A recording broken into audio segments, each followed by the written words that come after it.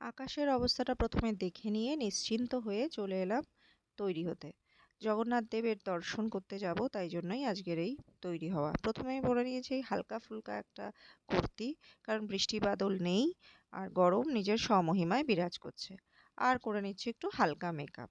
তো আজকের এই পুণ্য তিথিতে জগন্নাথ দেবের রথযাত্রা দর্শনের সুযোগ, সেটা আমরা কিছুতেই হাতছাড়া করতে চাই না, তাই না?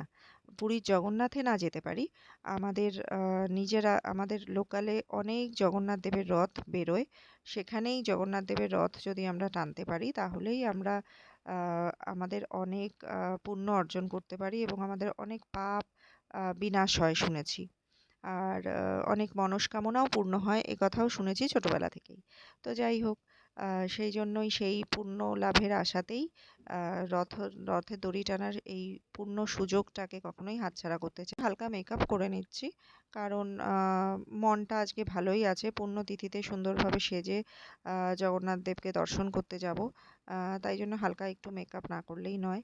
হালকা করে একটু মেকআপ করে নিচ্ছি। জগন্নাথ দেবের মাহাত্ম্যর কথা যদি কিছু আমরা আলোচনা করি এখানে, সারা বিশ্ব থেকে যে হাজার হাজার অগণিত দর্শক, অগণিত ভক্ত তা পুণ্য লাভের আশায় পুরীর জগন্নাথে এসে হাজির হন এবং জগন্নাথ দেবের রথের দড়ি টেনে নিজেদের পাপ নাশ করেন, নিজেদের নিজেরা পুণ্য অর্জন করেন। তো সেই বিষয়ে কিন্তু নানান মাহাত্ম্য প্রচলিত আছে, যেটা কিন্তু আমাদের সবাই সবটা হয়তো জানিও না। আর কতটা জানা সম্ভব সেটাও জানি না, কারণ পুরী আর মাহাত্ম্য, পুরীর জগন্নাথ দেবের অনেক মাহাত্ম্য আছে, অনেক তার গল্প আছে।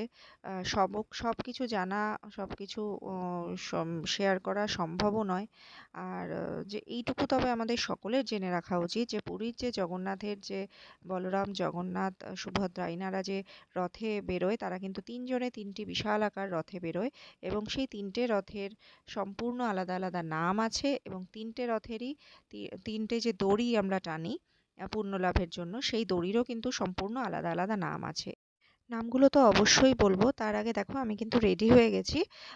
ফাইনাল আমার স্প্রেটা দিয়ে নিলাম, একটুখানি ফিক্সারটা আর কি, যাতে মেকআপ গলে না পড়ে আসল চেহারাটা যাতে না বেরিয়ে পড়ে। সেই জন্য ফাইনাল লুকটা রেডি করে একটা হালকা কানের দুল পরে আমি ফাইনালি রেডি মেলায় যাওয়ার জন্য। এই দেখো আমরা মেলায় চলে এসেছি, রথের মেলা। এইবার কিন্তু রথের মেলায় দেখলাম তুলনামূলক জিনিসপত্র অনেক বেশি এসছে। ঘর সাজাবার জিনিস, গাছগাছালি এইসব অনেক বেশি এসছে। আর তুলনামূলক দেখলাম ভিড় কম আছে, সেটা বোধহয় গরমের জন্যই। যাই হোক, রথ দেখতে না পেয়ে প্রথমে একটু ঘাবড়ে গিয়েছিলাম ঠিকই, কিন্তু তারপরেই দেখলাম ওই তো রথ। এই দেখে তাড়াতাড়ি রথের কাছে গিয়ে পৌঁছালাম এবং রথের দড়িতে দিলাম টান। এই দেখো রথ চলে চলেছে, আমরা তাড়াতাড়ি যাচ্ছি রথের দড়িতে টান দেওয়ার জন্য। তো যাই হোক, এই যে রথ বললাম, তিনখানা রথ, জগন্নাথ দেবের যে রথ, সেই রথের নাম কিন্তু নন্দীঘোষ এবং তার যে দড়ি, তার দড়ির নাম কিন্তু শঙ্খচূড়া নাগুনি।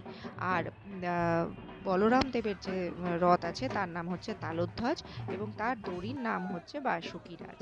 আর সুভদ্রার যে রথ আমরা দেখি, তার নাম হচ্ছে দর্পদলন এবং তার যে দড়ির নাম হচ্ছে স্বর্ণচূড়া নাগুনি।